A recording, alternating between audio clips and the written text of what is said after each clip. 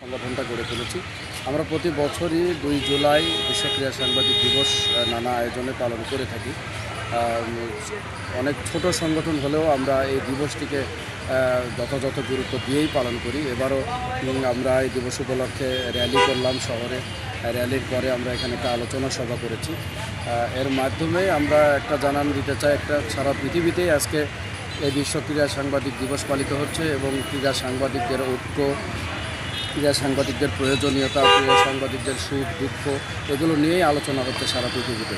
আমরাও এই উত্তরাঞ্চলের শহর বগুড়ায় বসে আমরা বগুড়ার ক্রীড়া সাংবাদিক শুধু নয়, সারা বিশ্বের যারা ক্রীড়া সাংবাদিক আছেন তাদের নিরাপত্তা, তাদের পেশাগত দক্ষতা বৃদ্ধি সহ তাদের সমস্যা সম্ভাবনা সব কিছু নিয়ে আমরা এখানে আলোচনা করেছি এবং আমরা চাই যে ক্রীড়া সাংবাদিকদের হাত ধরেই এই বগুড়া তথা দেশের ক্রীড়াঙ্গন উন্নতির চরম শিখরে উন্নীত হবে। মাঝখানে করেননি বলতে এটা হয় কি, আমাদের এই সংগঠনটা 1 বছর মেয়াদি কমিটি হয় নির্বাচনের মাধ্যমে।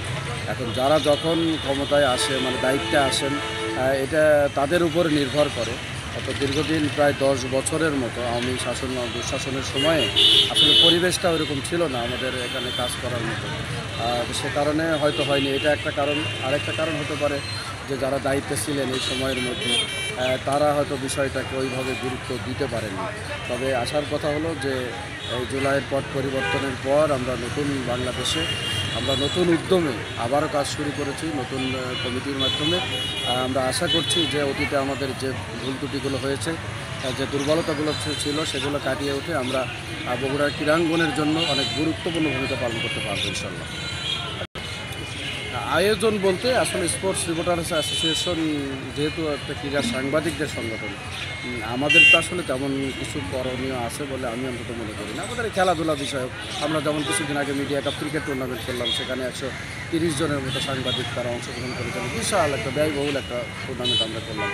এরপর আজকের এই অনুষ্ঠান হলো। এরপরে আমাদের আজকের আলোচনার মাধ্যমে একটা বিষয় উঠে এসেছে। আমরা দীর্ঘদিন থেকে এটা অনুধাবন করছিলাম যে বগুড়ার সাংবাদিকদেরকে ক্রীড়া রিপোর্টিংয়ের উপরে, স্পোর্টস রিপোর্টিংয়ের উপরে আসলে প্রশিক্ষণ দেওয়া দরকার, কিন্তু আমরা আসলে নানা সীমাবদ্ধতার কারণে সেটা করে উঠতে পারিনি।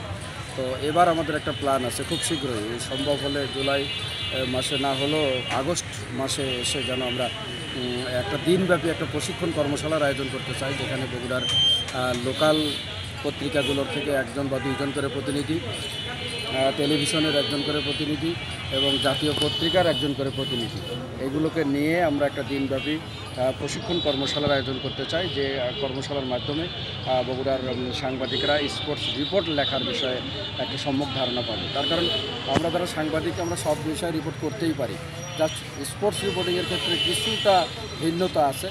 এইটুকু শুধু একটু টাচ দিলেই আমার মনে হয় যে বগুড়ার সব সাংবাদিকই স্পোর্টস রিপোর্টার হয়ে উঠতে পারে।